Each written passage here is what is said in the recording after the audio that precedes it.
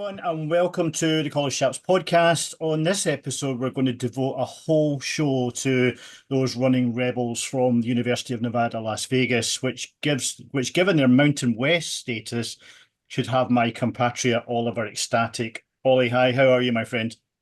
I'm doing really well. Excuse me, I'm doing really well. It doesn't sound like I'm doing really well, but I'm doing really well. Thank you, George. I'm really excited for this tonight. I guess there's someone that I've followed from a media perspective for a long time who does a great job of covering the program that we're going to talk about tonight. And the Mountain West, we had Commissioner Navarez on not so long ago. The Mountain West is rapidly becoming our group of five conference, I guess. So I'm really excited to talk about the Rebels and everything happening around that Mountain West Conference. Yeah, I'll be honest, I am rarely envious, but on this episode I am. If you've listened to this podcast from the beginning, you know my early years of visiting the States were to wonderful Las Vegas. Our guest lives in this fabulous city and is an award-winning journalist, the sports anchor for Fox 5 Vegas, hosting the Red Zone sports show throughout the year. With the huge expansion of pro sports, which we will come in and talk about, she also covers women's basketball with the Aces and has covered the Raiders, the Stanley Cup final, as well as the NFL draft. So we are very excited to be joined by Paloma Villicana. Hi, Paloma. Welcome. How are you? Hi guys, thanks for having me. Yeah, like you mentioned, the sports capital of the world. I mean, it's amazing to be here in Las Vegas. We hosted the Super Bowl last year, and every year it seems to be like the city is growing faster and faster. So much to look forward to in Las Vegas, especially with the UNLV Rebels. Which we will go and talk about at length, Paloma. But I was just talking to Ollie before you came on. I'm trying to remember the first time I was in Las Vegas, which I'm going to give my age away, but I think it was about 1997. And there were no sports in Las Vegas at that time. There were no pro sports. The UNLV football team was a very small part of the university. The university just didn't invest in sports, and I really wasn't aware of what else. But as you point out, Las Vegas has exploded with pro sports, and you'll get baseball teams soon as well as the hockey and the Raiders and the Aces. I mean, women's basketball has just exploded in the last 2 years. So it's a really exciting time to be in Las Vegas, isn't it? Yes, I mean, I moved to Las Vegas in 2020, so it was a challenging start to my career in Vegas with COVID. The Raiders moving to Las Vegas during COVID, so no fans at Allegiant Stadium, no fans for the first season that the Raiders were here. So along with me and the Silver and Black, I was just trying to get to learn the community, get to learn the city. Obviously, the Golden Knights had huge success right out the gate. So I already knew this was a basketball town with the running Rebels. It was the Aces, being here in Las Vegas, winning back-to-back championships for the first time in program history. So there's a lot of buzz, a lot of excitement. We have the Sphere. Everyone wants to do something in the Sphere. They host UFC fights. They hosted the NHL draft. Who knows what's next in the Sphere. So we have Formula One taking over the Strip too. So that has been, wow, just a global exposure for Las Vegas.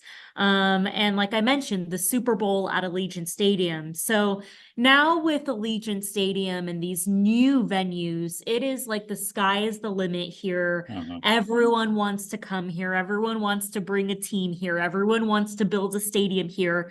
So to see it firsthand up close has been so amazing. I'm originally from San Diego. And when the Chargers left San Diego, it almost felt like, okay, I also have to leave my hometown and go somewhere. And my career has taken me all over the country. But what is so unique about Las Vegas is you have everything that you want here. I mean, we don't have a beach and, sand, but you can go to the Mandalay Bay and get that. So As a sports fan, as a football fan, as a basketball fan, this is heaven for me.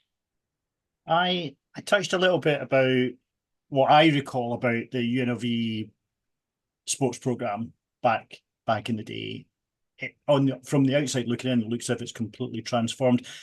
How much of what you've just talked about has had an impact on the program? How much about having pro sports in the city has really elevated the program to where it is just now? I think just that, the Golden Knights and the Aces and all of these pro teams winning championships has brought a lot of national attention to Las Vegas. Now you bring in Formula One, you bring in the Super Bowl. Now we have a global scope here in Vegas. So no doubt UNLV, as a program wants to also be in the national spotlight. And like we mentioned, UNLV football, the last 2 years with head coach Barry Odom, he was able to accomplish that. They won 11 games last year. They were 1 win away from the college football playoff, the 12-team playoff. And I do think that the college football playoff expansion has also helped UNLV come closer to winning a national championship, which you think of UNLV football and you think of a national championship and you're just like, I could never think of that together. But now they have Dan Mullen, who's bringing SEC experience from Florida and Mississippi State, and also has Mountain West experience in his past. So now you have a big name like Dan Mullen, and you have all these international events here in Las Vegas that, UNLV has the opportunity to show their face and show their brand at these national games and these international, experiences. I mean, Las Vegas is a global city. Everyone from all over the world, like you guys, come there and experience everything Vegas has to offer. So no doubt there's a level of that. We need to be up there with everything else going on in this town. Dan Mullen has told me that he wants UNLV football to be the biggest show in Las Vegas. So that's where, if you're a UNLV fan or if you're a UNLV alum or you're a Las Vegas local or you have any connections to Las Vegas, that fires you up, that you can imagine UNLV just being so close to, taking that next step of winning the Mountain West Championship and winning a national championship. Let's talk a little bit about how it's got to that point, because for the longest time, the Rebels were almost the whipping boys and the laughing stock of the Mountain West in a lot of respects, especially from a national perspective. They weren't a team that, if you had UNLV on your schedule, you weren't necessarily quaking in your boots coming into that game if you were a Power 5 program or even a good Group of 5 program. How difficult was the job that Barry Odom took on? And I guess as a follow-up to that question, just how good of a job did he do? Because I know there were some players around the program. I was lucky enough to speak to a couple of Rebels as Coach Arroyo was fired and just before Barry Odom came in. And it felt like there was a little bit of an upward trajectory with Coach Arroyo at the end of his tenure. But then Coach Odom came in and he really has transitioned that program into something that, like you said, I don't think a lot of people ever imagined it would. Yeah. So when Coach Odom came into the program right after Coach Arroyo, he was very disciplined.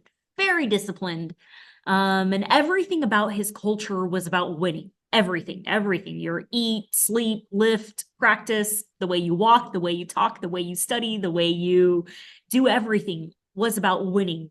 And I've worked in the SEC. I've worked with Alabama. I've worked with Auburn. I've worked all around the SEC. And Barry Odom gave me very Nick Saban vibes, just so determined, so focused, so intense, very intense. Of every detail of his day was dedicated to helping this program win. And I've never seen that type of attention to detail and focus at UNLV with the coaches in the past. It was, Barry Odom took them to their first bowl game in 10 years, first Mountain West Championship appearance ever. So, he was doing things at UNLV that no one had ever done before. And now he's at Purdue. And what I can tell you about Coach Odom and just his culture is that he is dedicated to winning. And you have coaches like that, and you don't have coaches like that. You have programs and cultures like that. And there are it could be the flip side of that too. I have seen both. I have worked in both. I know what each looks like, a winning program and a losing program. So my hat goes off to Barry Odom and what he was able to accomplish in 2 years at UNLV. The wins, the history, the Mountain West Championship, back-to-back appearances, and Boise State, they are very talented too. There is a lot of talent in the Mountain West that I think people don't talk about enough. Ashton Genty, Heisman candidate, running back for Boise State. And obviously we saw Boise State in the run they had, top 4 seed in the college football playoff. So when I talked to Dan Mullen about, okay, how do you take that next step and win the Mountain West Championship and have a spot in the 12-team playoff? I am so excited about all of the talent he's brought in, the SEC, Big Ten, ACC experience that he's brought in. I mean, in my reports, I've said that he's dominated the transfer portal.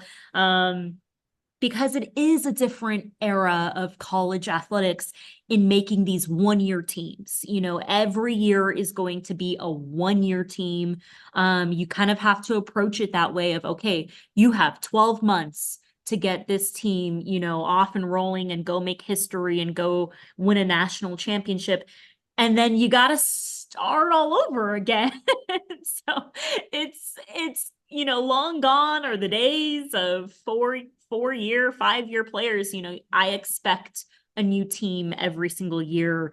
So with that, you can kind of go get what you need. If you need more depth in the secondary, you need more depth in the quarterback room, you need more depth at position, you can kind of, in the offseason, it's almost like the NFL now. You can go get what you need and pick up those pieces. So everyone kind of has their thoughts about the transfer portal, and I think it's only made college football more exciting. You're seeing these teams like UNLV able to rise to the top, and teams you wouldn't expect to be in the 12-team playoff succeed. So it's really exciting. Of course, with all these new teams and new conferences, it's been a lot of excitement to watch Oregon and these different teams that you're just like, wow, what success they've had. But it really comes down to the leadership, the culture, how the head coach sets the tone, how his players and his staff attack each day. I was able to learn so much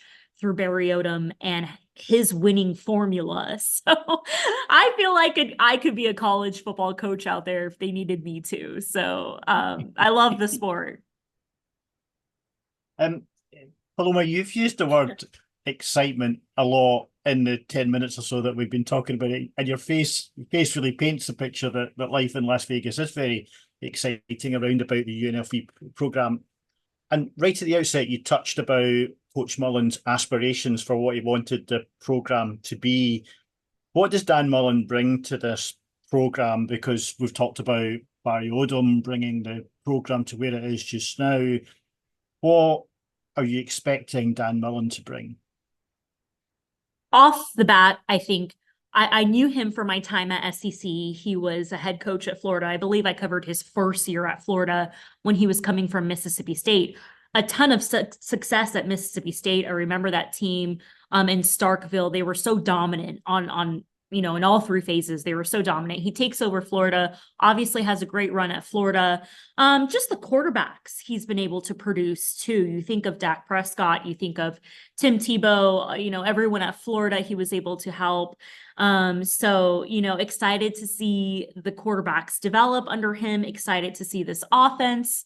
And UNLV is coming off 2 years of explosive offense. I think they averaged, 40 points a game. So that is historic, never been done before.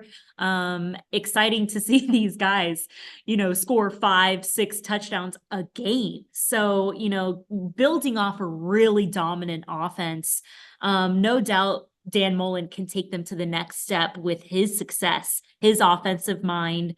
And really excited to see all the new talent he's brought in, from the SEC, from the Big 12, from Power 4 schools, come in and really develop under him. His offensive coordinator produced CJ Stroud at Ohio State and has, all these NFL talent under his belt. So if I'm a player at UNLV, boy, are my ears perked up? Are my eyes focused on, if I want to fulfill my NFL dreams, I am in the right spot with these coaches coming from the SEC, coming from the Big Ten.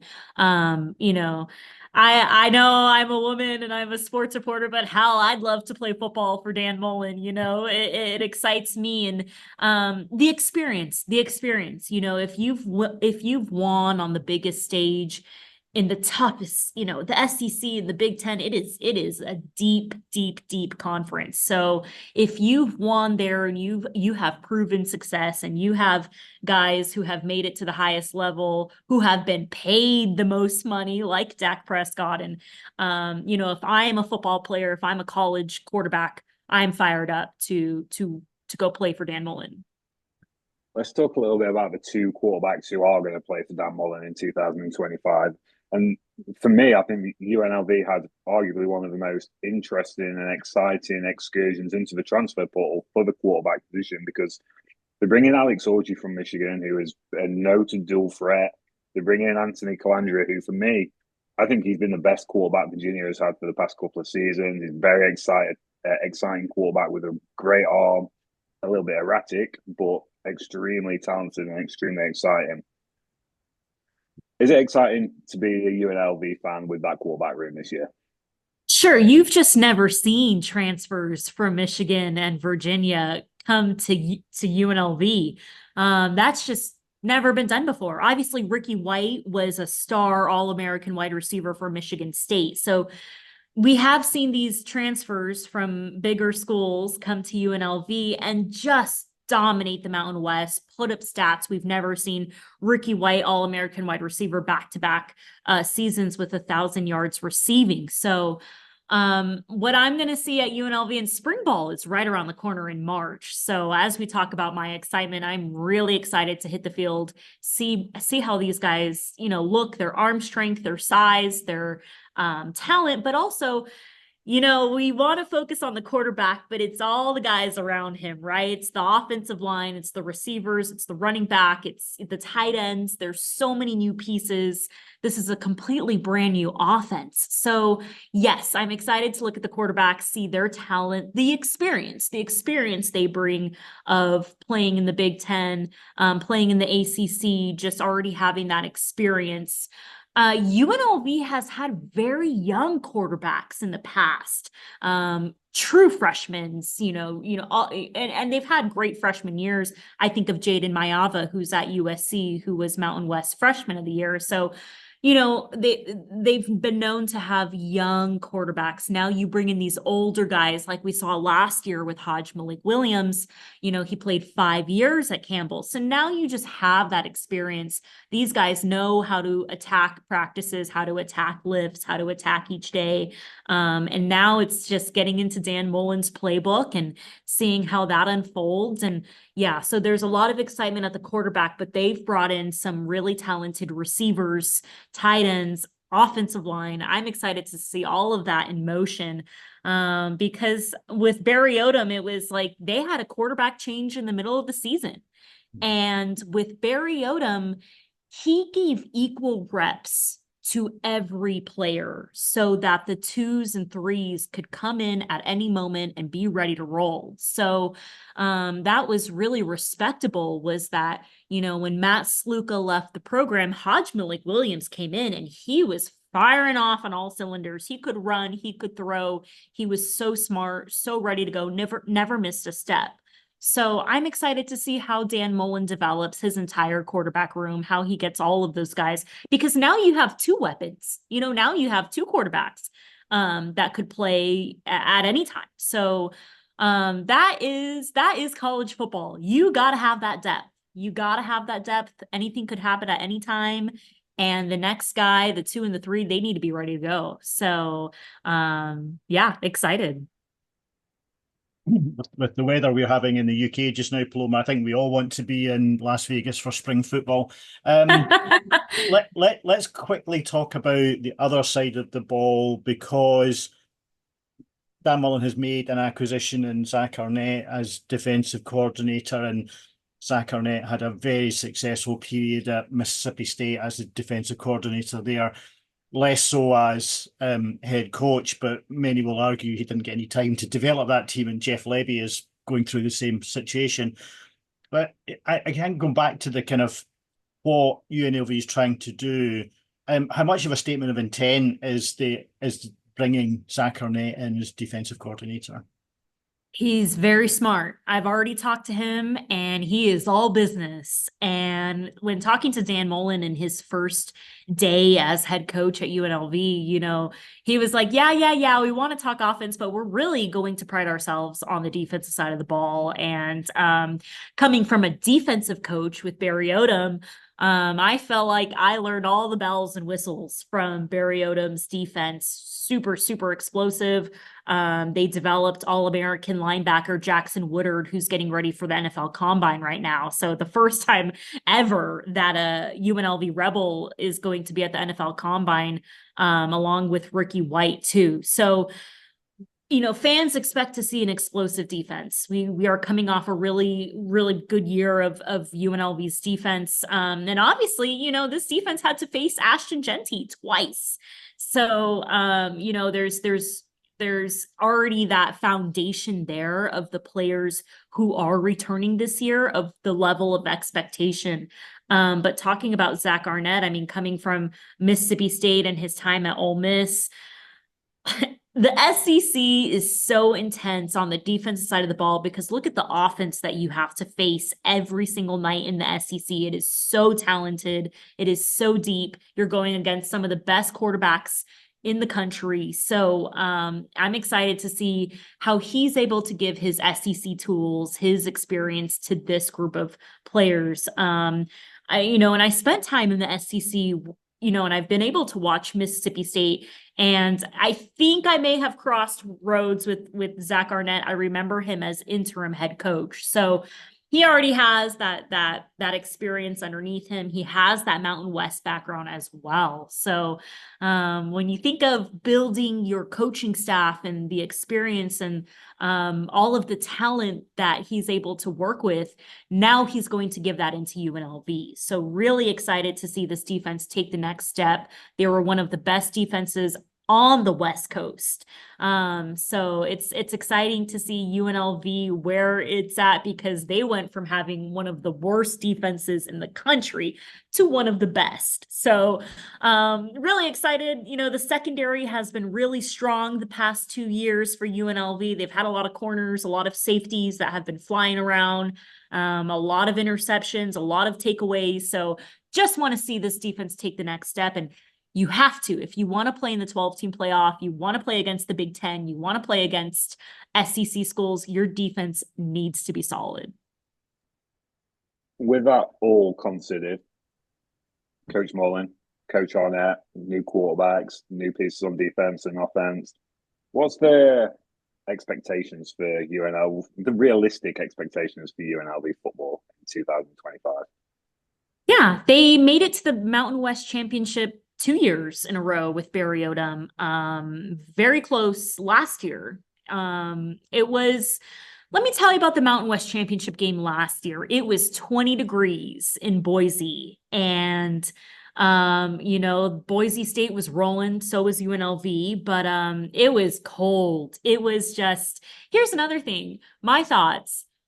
Maybe the Mountain West Championship games should be played at a neutral site, like we see many of the championship games. The fact that it was at Boise, it was definitely Boise home base, home crowd, which is great. I mean, they had a higher percentage in the Mountain West, so that was their home field advantage. But oh man, it was cold. It was cold. And, offensively, they just couldn't get into a rhythm offensively. I believe Malik Williams got sacked like 6 times. So it was just, they couldn't come out the gate swinging. So, it's the expectation is to win a Mountain West championship, and the expectation is to make it to the 12-team playoff.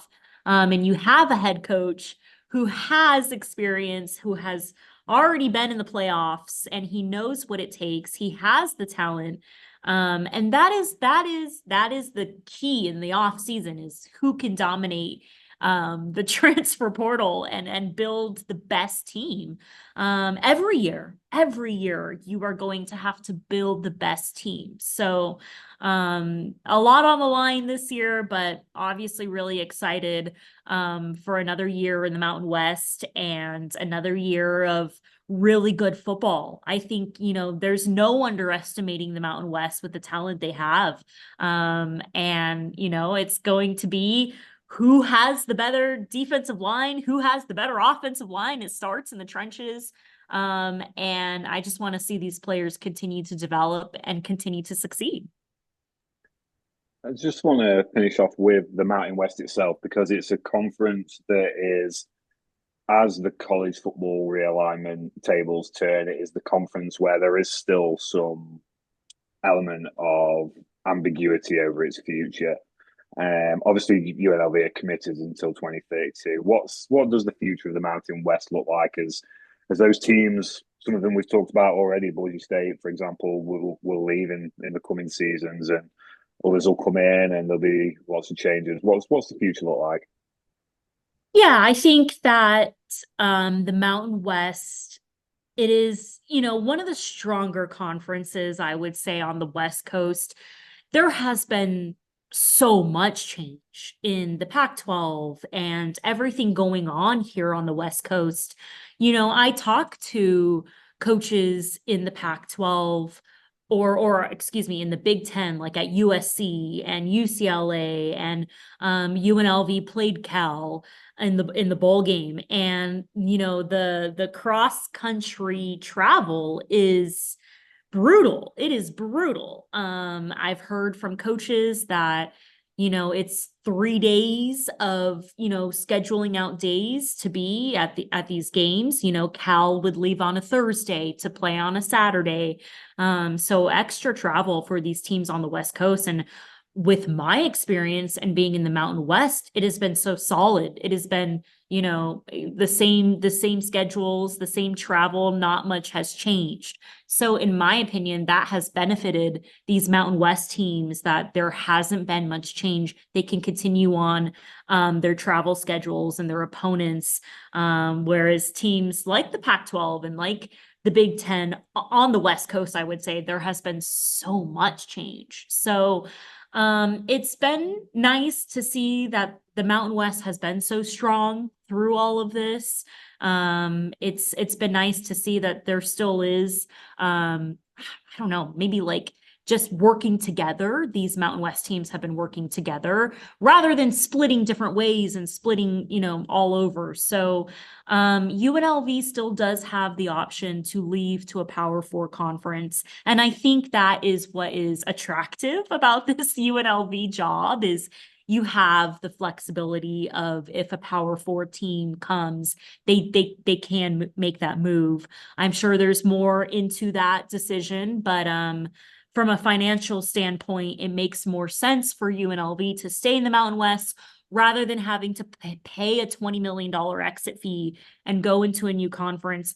And then who knows, maybe that conference, sizzles out in a few years. So it's all about, how can you create stability for your student athletes to have success? I'm kind of talking like a coach, which is weird, but I'm with coaches every day. So you're always thinking about your student athletes, and same with basketball too. There's so much talent in the Mountain West with basketball, with SDSU and Boise State and Utah State and UNLV. So the travel has just become kind of insane for the West Coast schools. So to see that kind of strength of foundation at UNLV, hopefully we'll see it just continue to get better and continue for UNLV to be in that national spotlight. We say this often, that when we have an excellent guest, we could talk well, for us all night, but we don't have time. That's all the time we have on this episode. Paloma, you've been a fantastic advocate for not just UNLV, but sports on the West Coast. So we thank you for taking the time out. Before we finish up, tell our listeners where they can find you, what you've got coming out or you're working on that they can watch out for, or where we can catch you. Oh, so sweet. Well, Las Vegas, I'm a local reporter here in Vegas working for Fox 5, but if you follow Paloma Fox 5 News on social media, like I mentioned, I cover all the teams here in Vegas. So the Raiders, the Aces, the Golden Knights, UNLV, and everything else that's coming into town. So if you come to Vegas, you have to go to Allegiant Stadium. You have to experience it. It's amazing. If you have time to go to the Sphere, you got to go to the Sphere. And then if you can try and catch a UNLV football game or a Runnin' Rebels, Lady Rebels game, the athletics here in Vegas is the best in the world, in my opinion. So, but thank you guys. It's awesome to hear that there are fans across the pond, and that, it's exciting to see the expansion of college athletics and what a global impact it has. So I know we've been talking UNLV football, but, got to give a shout out to, the women's basketball team, the Lady Rebels, and women's basketball in general with Asia Wilson, who is, a Las Vegas Aces player. It's been so fun to see Las Vegas in a global spotlight. It's a shame that we ran out of time because you're right, basketball in general in Las Vegas is huge from the athletics, the college athletics point of view, but with the Aces doing so incredibly well, it's really, and just women's basketball in general on the map now is just an incredibly well watched sport, isn't it? Yeah, it's been really exciting working with the Aces, working with the Lady Rebels. Asia Wilson is the biggest superstar in the world, and her shoe, it's really exciting. The A1s. Yeah. Next up, we need to do a podcast on, women's basketball and the Aces. I could talk about that for hours. So next time. Yeah, be careful what you wish for. We'll be back knocking on your door before you know it. Yes, that's all the time we have. Sadly, thanks to Paloma and Ollie for their excellent input. Thanks you all for listening and supporting us. Stay safe and well, and catch you next time.